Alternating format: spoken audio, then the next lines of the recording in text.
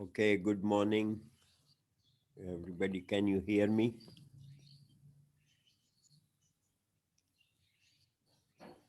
Hello. Yes, sir. Good morning. Okay, thank you. Yes, sir. Okay, so we were discussing how to determine rate constant uh, of any radioactive decay.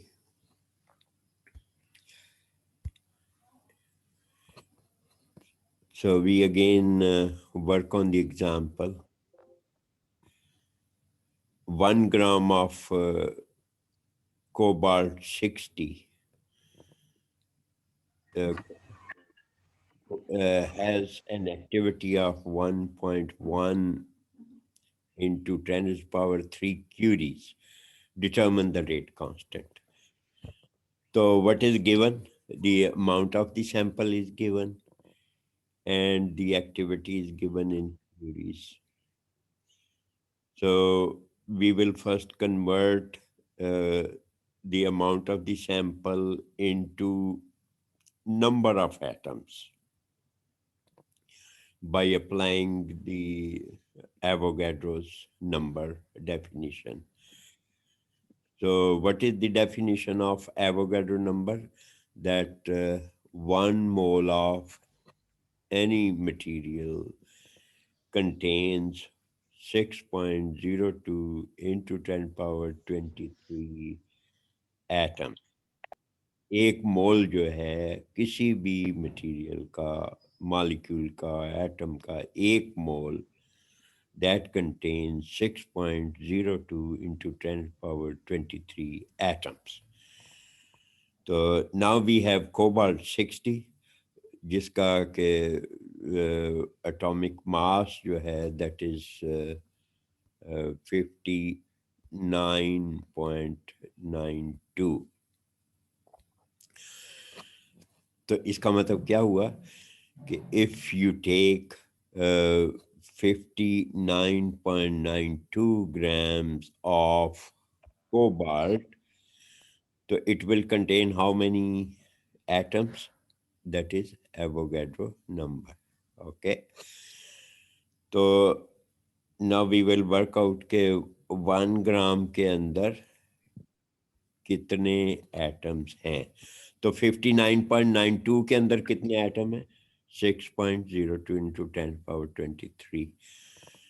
तो 1 ग्राम में कितने होंगे? तो Avogadro number को 59.92 से divide कर दें. तो we will get the number of atoms in the given amount, that is 1 gram. तो अब दूसरा काम हम ये करेंगे कि we will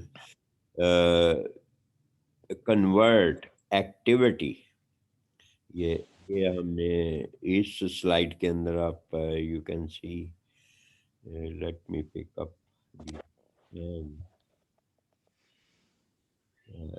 यस।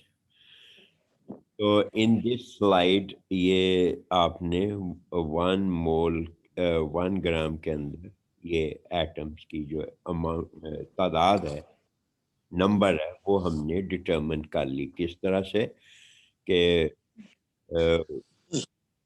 6.02 को हमने डिवाइड कर दिया 59.92 से, तो ये answer. Okay, so this is the number of atoms. अब हम in the next slide we will convert the activity, जो वो कितनी given है, that is 1.1 into 10 power 3 curies। तो इसको भी हम number of atoms per second के अंदर करेंगे convert. Okay, and we know the definition of 1 curie. 1 curie क्या है, जिसमें 3.7 इंटू 10 पावर 10 एटम्स डिके करते हैं इन 1 सेकेंड। इसको हम कहते हैं क्यूरी। वो जो इनिशियल हमने डेफिनेशन लर्न की थी कि 1 curie is equal to 37 billion. ठीक है, तो 37 बिलियन को हमने कन्वर्ट कर दिया था 3.7 इंटू 10 पावर 10 में। तो 3.7 into 10 power 10 atoms per second हो, तो वो एक क्यूरी होती है। तो हमें जो गिवन है दैट इज 1.1 इंटू 10 पावर 3। तो इसमें कितने एटम्स होंगे? ओके, तो इसको इससे मल्टीप्लाई कर दें तो ये आपका आंसर आ जाएगा, नंबर ऑफ एटम्स डिकेइंग पर सेकंड, वो ये आ गया। तो अब हमने दोनों काम कर लिए कि अमाउंट जो सैंपल की थी उसको भी नंबर ऑफ एटम्स में कन्वर्ट कर लिया, और जो क्यूरी थी उसको भी हमने, यानी एक्टिविटी, रेडियो एक्टिविटी को भी हमने नंबर ऑफ एटम्स डिकेइंग पर सेकंड में कन्वर्ट कर लिया। अब आप रेट इक्वेशन अप्लाई कर दें, तो रेट इक्वेशन क्या है, रेट इज इक्वल टू के इंटू एन, यानी कि नंबर ऑफ एटम्स। ओके, तो रेट जो है वो आपकी एक्टिविटी आ गई, ये आपने कैलकुलेट किया रेट। तो ये आपने डिटरमिन करना है। तो एन, जो कैपिटल एन था, वो आपने नंबर ऑफ एटम जो कि हमने अमाउंट ऑफ द सैंपल से डिटरमिन किए। तो अब आपने के डिटरमिन करना है, तो इसको आप इस तरफ ले आएंगे, तो this amount divided by this 1.1, जो है ये अमाउंट जो है इसको इधर ले आए। ठीक है, this amount divided by this, so this will give you the value of the rate constant. तो इट्स वेरी सिंपल कैलकुलेशन कि अगर आपको अमाउंट दी हुई है तो अमाउंट को आप नंबर ऑफ एटम्स में कन्वर्ट करें by applying the definition of Avogadro number, और उसकी एक्टिविटी दी हुई है, तो एक्टिविटी क्यूरीज में दी हुई है, तो उसको आप कन्वर्ट कर लें नंबर ऑफ एटम्स डिकेइंग पर सेकंड में। तो ये फिर आपका, क्योंकि जो कैलकुलेशंस होती हैं उसमें यूनिट जो है वो सेम होना चाहिए। तो क्यूरी का भी हमने यूनिट सेम कर लिया, एटम्स में कन्वर्ट कर लिया, और एन को भी, यानी उसकी जो अमाउंट है उसको भी नंबर ऑफ एटम्स में, तो दोनों का यूनिट एक हो गया, नंबर ऑफ एटम्स। तो इस तरह से we were able to determine the value of k. तो now we move further, तो इसमें और एग्जांपल्स दी हुई हैं कि अब हम करेंगे determine the activity in curies. यानी क्या डिटरमिन करना है, we have to find out the activity in curies of a 2 gram sample of cobalt 60. तो अब यहाँ में गिवन क्या है? What is given? Given is the amount 2 milligram, और मटेरियल कौन सा है? कोबाल्ट 60, जिसका हमें एटॉमिक मास पता है, दैट इज 59.92। तो पिछली इक्वेशन में हमने इसका रेट कांस्टेंट जो है वो वो कैलकुलेट किया है। तो ये चीज़ें नोन है, यानी अमाउंट अमाउंट नोन है, इसका एटॉमिक मास नोन है, और रेट कांस्टेंट ये हमें नोन है। ओके, तो अब वो कह रहा है कि determine the activity in curies. अब उसी तरह आप ये इसको सॉल्व करेंगे कि 2 मिलीग्राम को आप नंबर ऑफ एटम्स में कन्वर्ट करना है। तो सबसे पहला स्टेप क्या होगा कि मिलीग्राम को ग्राम में कन्वर्ट करें, ग्राम को फिर मोल में कन्वर्ट करें। ओके, तो मोल के अंदर फिर एवोगाड्रो नंबर ऑफ एटम्स है। तो अब 2 मिलीग्राम को ग्राम में कैसे कन्वर्ट करेंगे? 2 को डिवाइड करेंगे कितने से? 1000 से, तो ये हो जाएगा ग्राम्स में। ओके, तो इसको 1000 से ये डिवाइड कर दिया। ओके, तो फिर आपने ये जो अमाउंट आएगी 2 डिवाइडेड बाई 1000, इसको उसके एटॉमिक मास से डिवाइड करना है, तो वो उसके मोल बन जाएंगे। ओके, तो मोल के अंदर फिर उसको एवोगाड्रो नंबर से मल्टीप्लाई कर देंगे, तो ये आंसर आपका आ गया, नंबर ऑफ एटम्स। ओके, तो अब यहाँ आपने देखा कि मिलीग्राम से हमने स्टार्ट किया, तो क्योंकि मिलीग्राम से हमने मोल बनाने हैं, तो मोल बनाने से पहले हमें ग्राम बनाने पड़ेंगे। ग्राम से को फिर हम एटॉमिक मास से डिवाइड कर देंगे, वो मोल बन जाएंगे। तो फिर हम एवोगाड्रो नंबर को अप्लाई करेंगे कि एक मोल जो होता है उसमें 6.02 10 और 23 एटम होते हैं, तो जितने मोल आपने बनाए उतने में कितना। तो ये नंबर ऑफ एटम्स आपने डिटरमिन कर दिए। अब रेट इक्वेशन यूज करें, तो R इज इक्वल टू,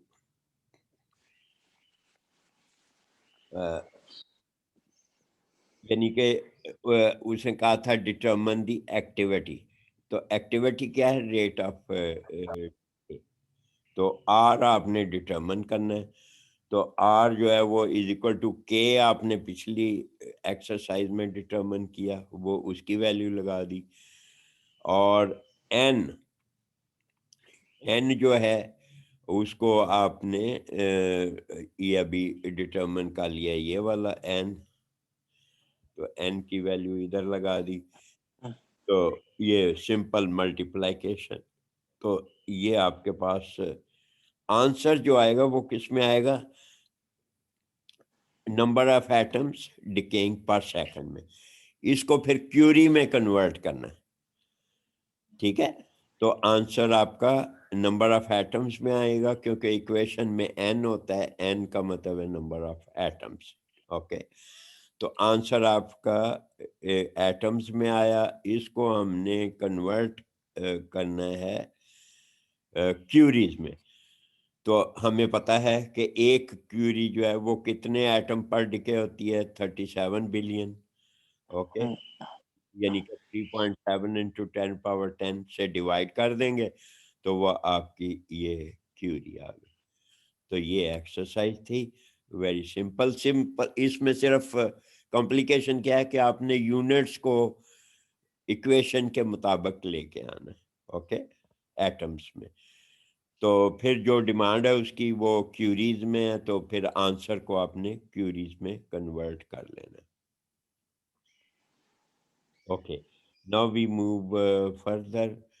तो ये बड़ी इंटरेस्टिंग जो है चीज़ हम डिस्कस करने जा रहे हैं कि हाफ लाइफ कैसे डिटरमिन करेंगे, हाफ लाइफ की कैलकुलेशन का मेथड क्या है। ये क्या बेटा खैरुल वरा, आप क्या लिख रही हो? आप ना करो इस तरह से, ठीक है? वो फिर समझ नहीं आती। तो हाफ लाइफ जो है वो हम डिटरमिन करेंगे। तो वो जो रेट इक्वेशन है उस पे आप चले जाएं। तो रेट इक्वेशन क्या है?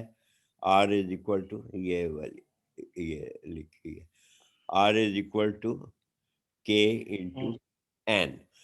अब रेट क्या होता है ये सब बच्चों को पता है कि रेट रेट जहां भी आता है वो change in something with change in time. जिस तरह स्पीड कैसे हम डिफाइन करते हैं जी, can anybody respond how we determine the speed? Change Rate in of change of distance, distance. Rate of change but of distance with yes, time. Rate of change of distance, ठीक है। कि फर्ज किया आपने milestone था 3 kilometre लिखा हुआ था, 3 किलोमीटर, 3 किलोमीटर से आपने पहुंच गए लेट से 10 किलोमीटर वाले माइलस्टोन पे, ठीक हो गया। और आपने टाइम लिया इसमें 30 मिनट। तो स्पीड क्या हुई फिर? 3 से आप कहाँ पहुंच गए? 10 में। तो कितना डिस्टेंस ट्रेवल किया? 7। कैसे निकाला? कि जो लास्ट आपका है उसमें से ये माइनस कर दिया।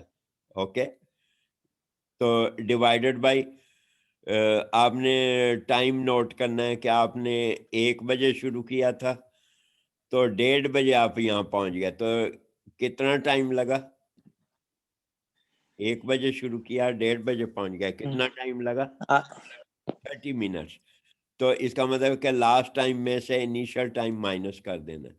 तो इसका मतलब ये हुआ रेट डिटरमिन करने का आसान तरीका है कि final reading minus initial reading divided by final time minus initial time. Okay, तो यही यही चीज हम यहाँ अप्लाई करके ये देखें।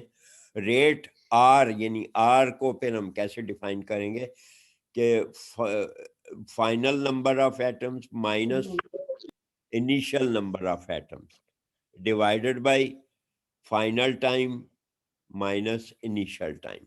ओके, तो ये यहाँ तक ये स्टेप जो है ये सबको समझ आ गई है? If anybody is not clear तो लेट मी नो।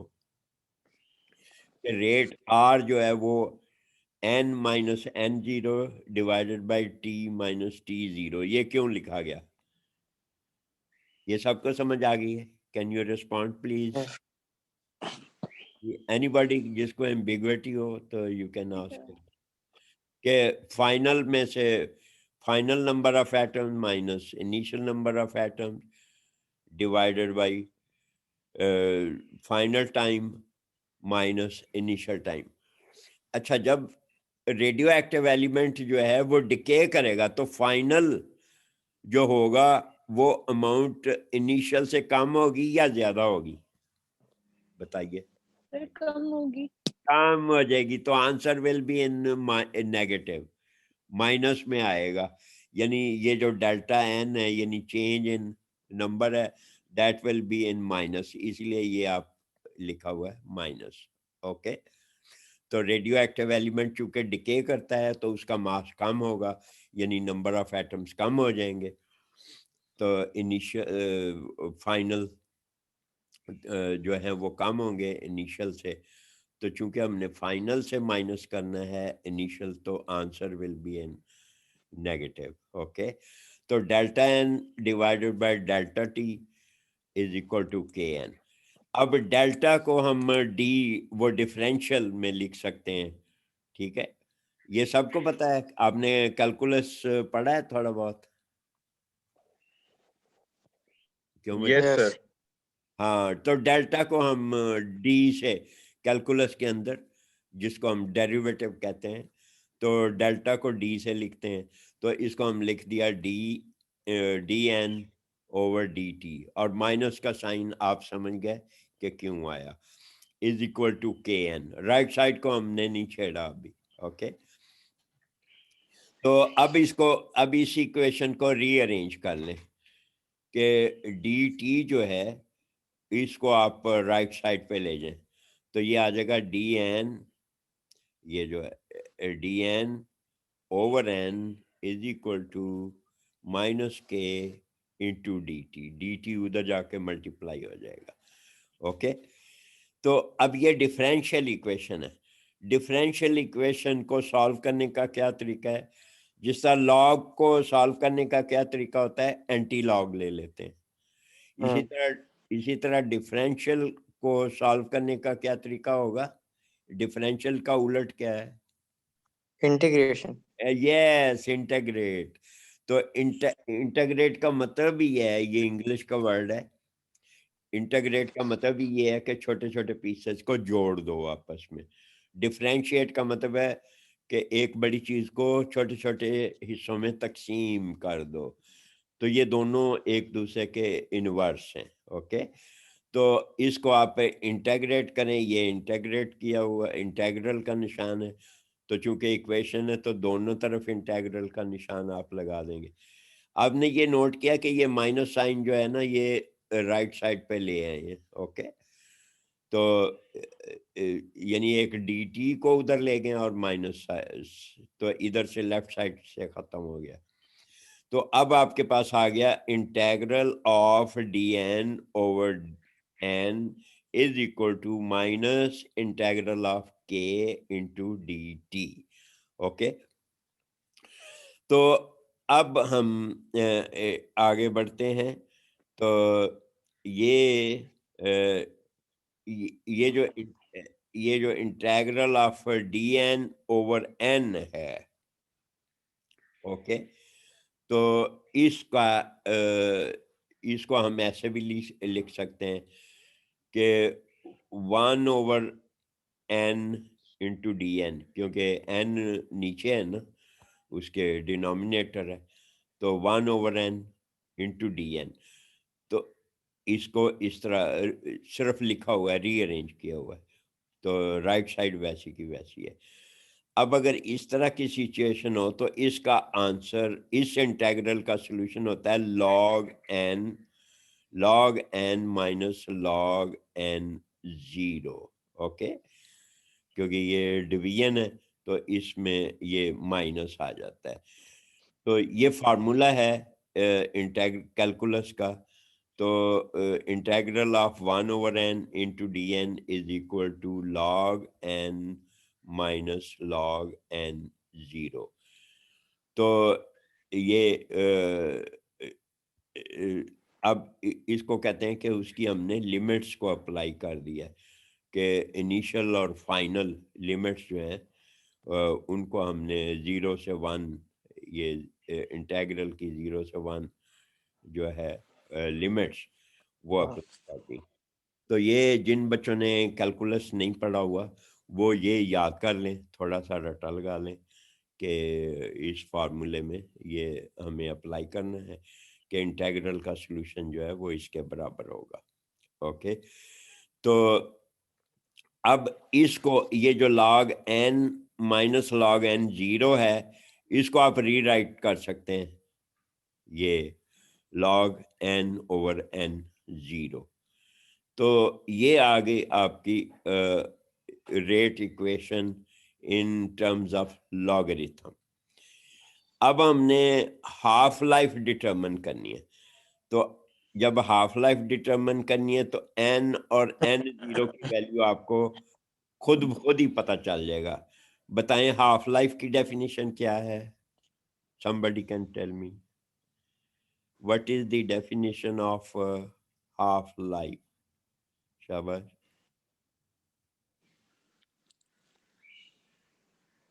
बोले हाफ लाइफ की definition, anybody? So it is the time during which the nuclear reduces to half. Half, इसका मतलब है कि Yes. इसका मतलब है कि फर्ज किया आपकी जो है वो है इनिशियल जो है वो 1 है, इनिशियल जो है अमाउंट 1 है, तो फाइनल क्या होगी? 0. हाफ हो जाएगी सर। यस, 0.5। ओके, तो ये आपका वो आ गया 0.5। तो ये बन गई आपकी रेशो लॉग ऑफ, यानी L N log natural of 0.5/1 is equal to -KT। ठीक है, तो आप इसका लॉग नेचुरल निकालेंगे तो वो that will come out to be this figure. ये इसको मैं क्लीन कर लूं ताकि आपको समझ आ जाए।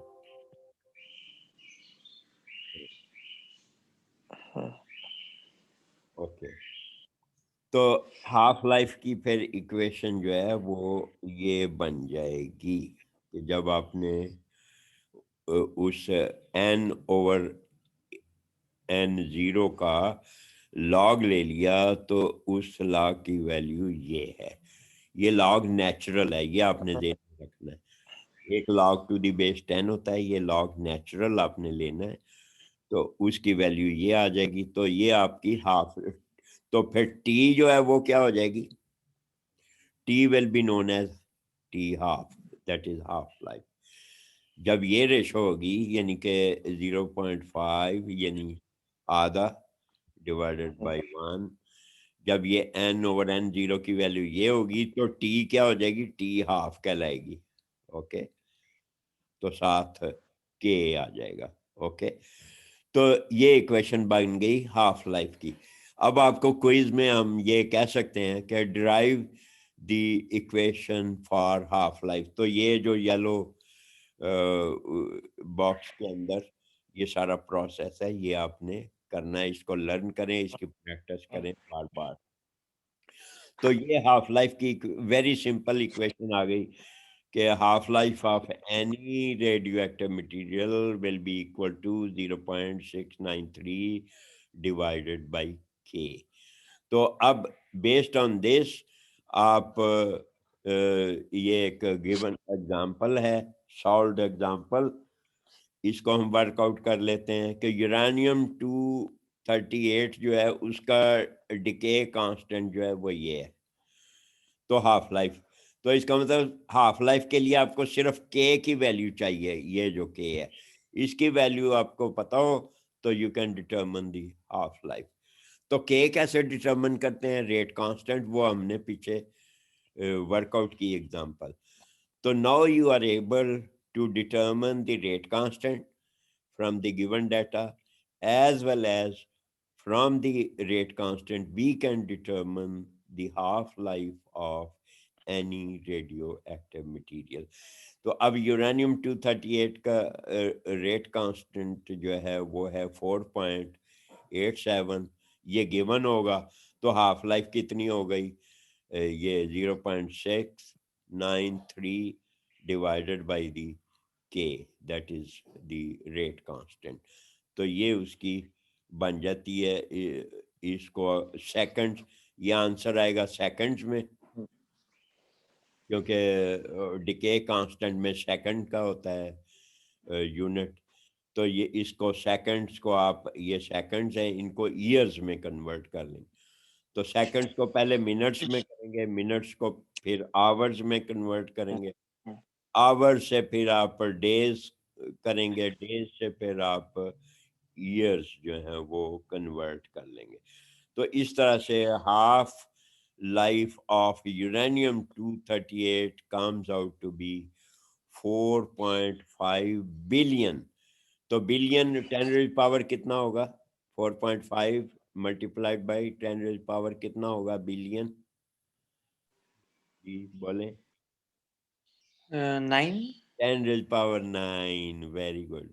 -9 नहीं कहना, ये बिलियन है, बहुत बड़ी अमाउंट है। Okay, that's fine.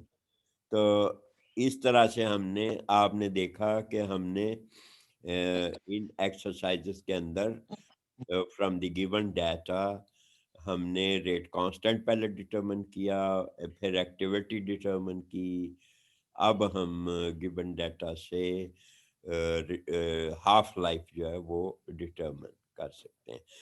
तो ये कैलकुलेशन आपने याद रखनी है, यही एनालिटिकल टूल है हमारा जिससे हम किसी भी रेडियो एक्टिव एलिमेंट की जो अमाउंट है, कंसंट्रेशन है, वो डिटरमिन कर सकते हैं। तो ये इसी इक्वेशन को यूज करते हुए you can perform other equations, other you can perform other calculations like ये आ गई exercise, determination of amount of radioisotope remaining after time t, कोई गिवन टाइम है, ठीक है। तो एक ये एग्जांपल है कि how much of A 2 gram sample of radio isotope जिसका रेट कांस्टेंट गिवन है विल रिमेन आफ्टर 20 मिनट्स। यानी ये क्या एक्सरसाइज है, ये कह रहा है कि किसी रेडियो एक्टिव सैंपल का 2 ग्राम है, तो आप बताइए 20 मिनट बाद वो कितना रह जाएगा, ठीक है। तो उसका फिर आपको क्या गिवन है, रेट कांस्टेंट। तो अब now you apply the rate equation. Rate equation क्या थी, log of n over n0 is equal to क्या था, वही वो जो रेट कांस्टेंट से पहले जो एक पर नेगेटिव हाँ वो फिगर आती है, ठीक है। तो वो आप इक्वेशन जो है वो अप्लाई कर दें। तो अब आपने डिटरमिन क्या करना है, how much of A 2 gram sample of radio isotope will remain after 20 minute. आपको गिवन क्या है, n0, ये क्या है, 2 ग्राम क्या है, n0, जिसको आप नंबर ऑफ एटम्स में कन्वर्ट कर सकते हैं। तो अगर आपका यूनिट सेम है, आपने आखिरी जो n है वो भी ग्राम में करना है, तो फिर आपको नंबर ऑफ एटम्स में कन्वर्ट करने की ज़रूरत नहीं पड़ेगी, क्योंकि सेम यूनिट रखें। तो 2 ग्राम को 2 ही रहने दें, तो फिर आपका जो आंसर आ जाएगा वो भी ग्राम में आ जाएगा। अगर आप 2 ग्राम को एटम में कन्वर्ट करते हैं तो फिर आपका फाइनल आंसर एटम में आएगा, उसको फिर आप ग्राम में कन्वर्ट कर लें। तो चूंकि उसने पूछा how much of A 2 gram sample of radio isotope will remain after 20 minutes, okay. तो टाइम भी मिनट्स में है, ये भी आपने ज़हन में रखना है। तो फिर हर चीज यानी यूनिट जो है that should remain the same. तो अब आपने आपको गिवन क्या है, इनिशियल अमाउंट n0, n आपने डिटरमिन करना है। तो ये इक्वेशन में n वैसे का वैसा रहा, divided by given is equal to ये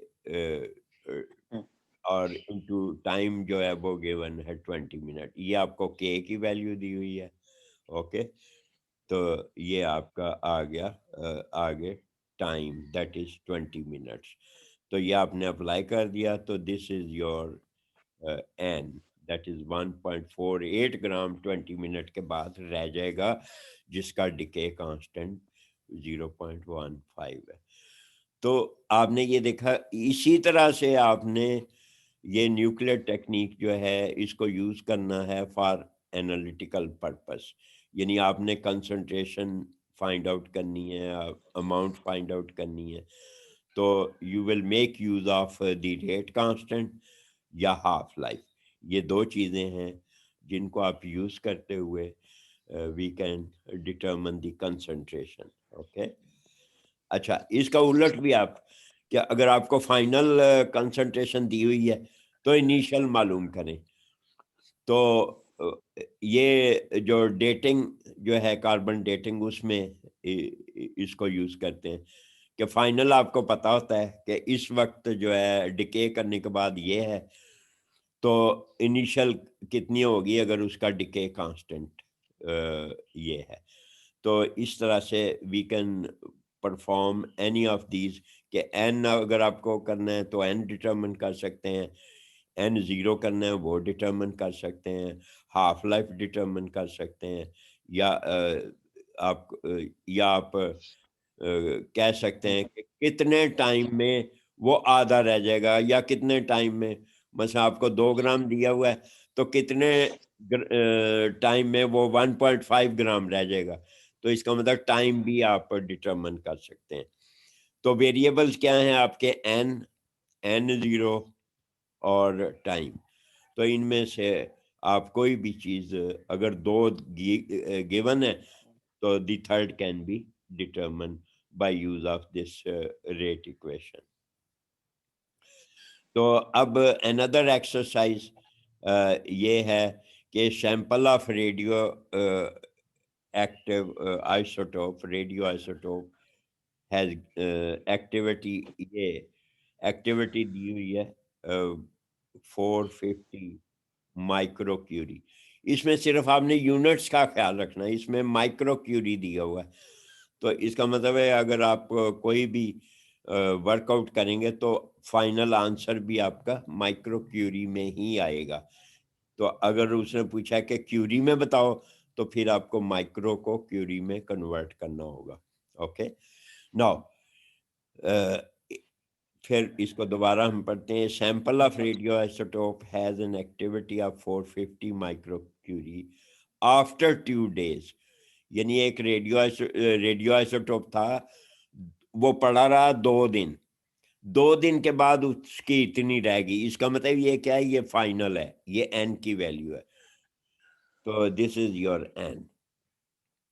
if the k of the isotope is this, ये k दिया हुआ है, what was the activity of the sample 2 days अगो, यानी शुरू की।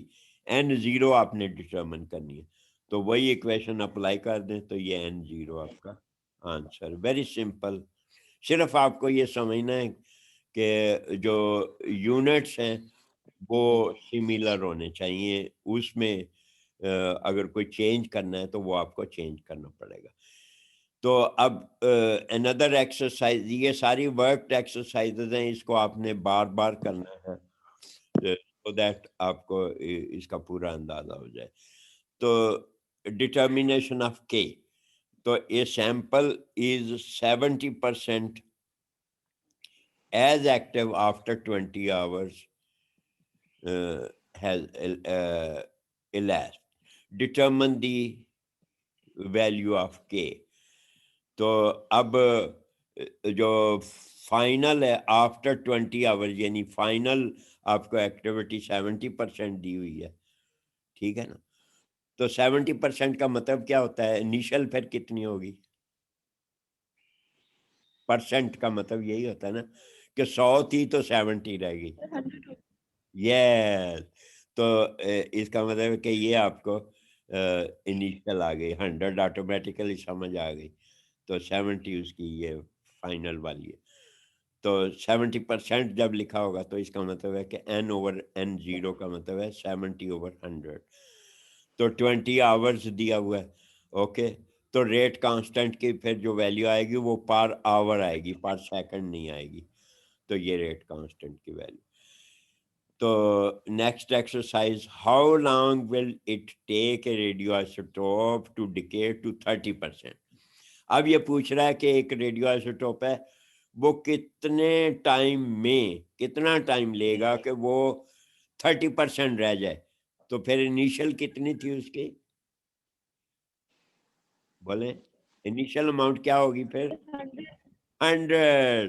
तो 100। फाइनल होगी 30। ओके, हम्म तो ये 30/100। तो रेट कांस्टेंट आपको गिवन है, तो टाइम आप निकाल सकते हैं। तो टाइम किस में आएगा? टाइम सेकंड में आएगा सेकंड्स में। जिसमें आपको रेट कांस्टेंट दिया हुआ है। रेट कांस्टेंट किस में दिया हुआ है? पर सेकंड। तो हम्म टाइम जो आएगा वो सेकंड में आएगा।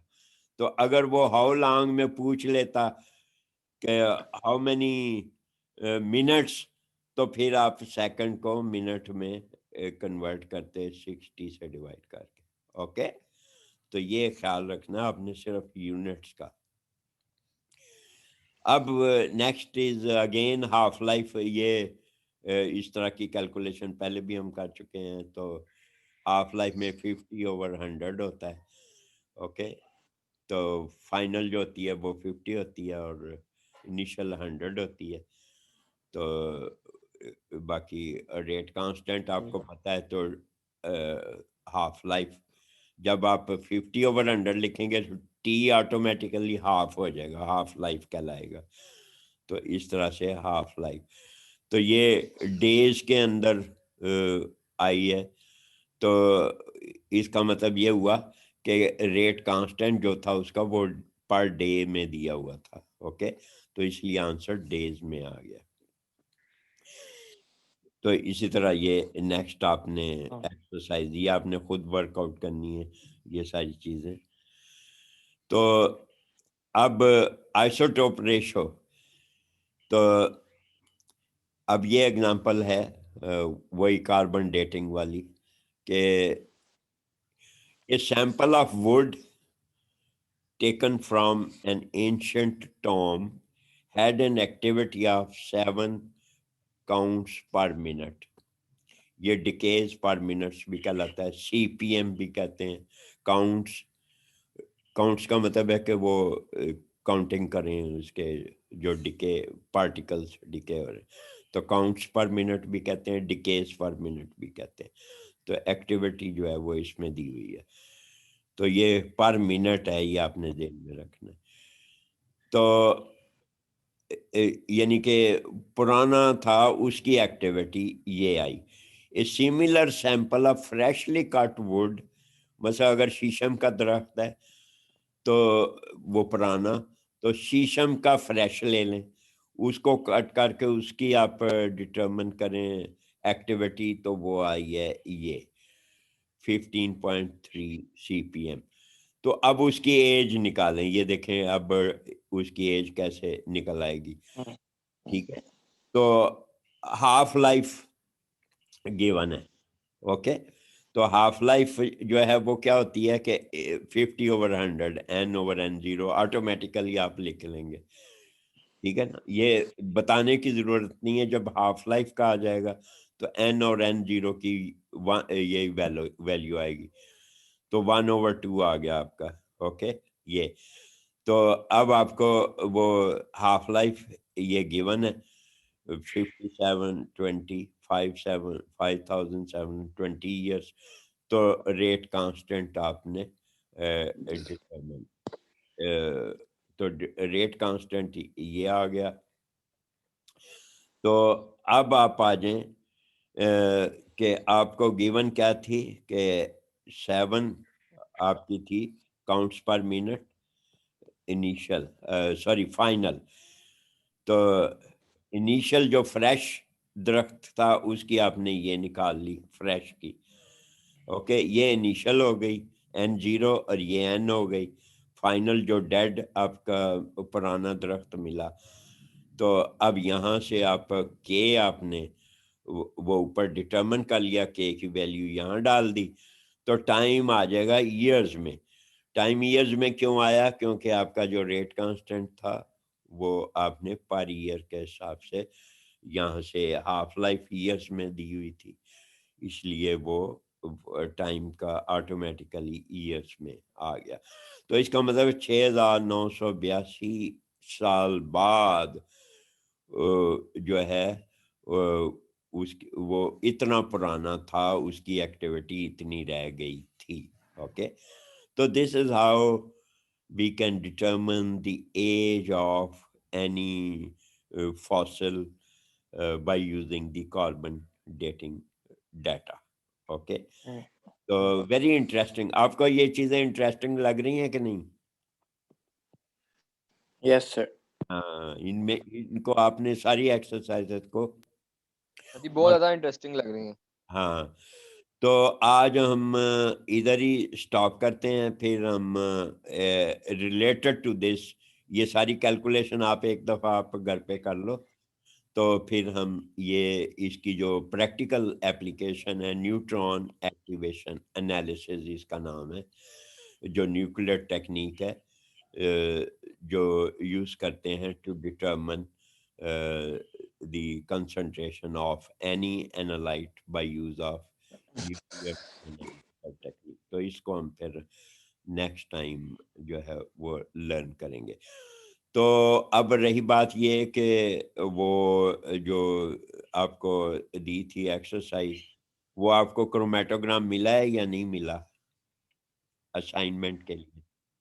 अगर नहीं मिला तो मैं आपको एक और क्रोमेटोग्राम भेज दूंगा, ईमेल कर दूंगा, तो उसकी आपने वो कैलकुलेट करनी होगी, रेजोल्यूशन और number of theoretical plates. Okay, तो अगर तो मिल गया है तो मुझे बता दें, वही वही क्रोमेटोग्राम आपको HPLC वाला लैब में जो किया था, मिला है कि नहीं मिला? सर आप सेंड कर दें। ओके, चले मैं फिर आपको एक और क्रोमेटोग्राम सेंड कर दूंगा, उससे आपने फिर वो डिटरमिन करना। Okay, thank you, best of luck.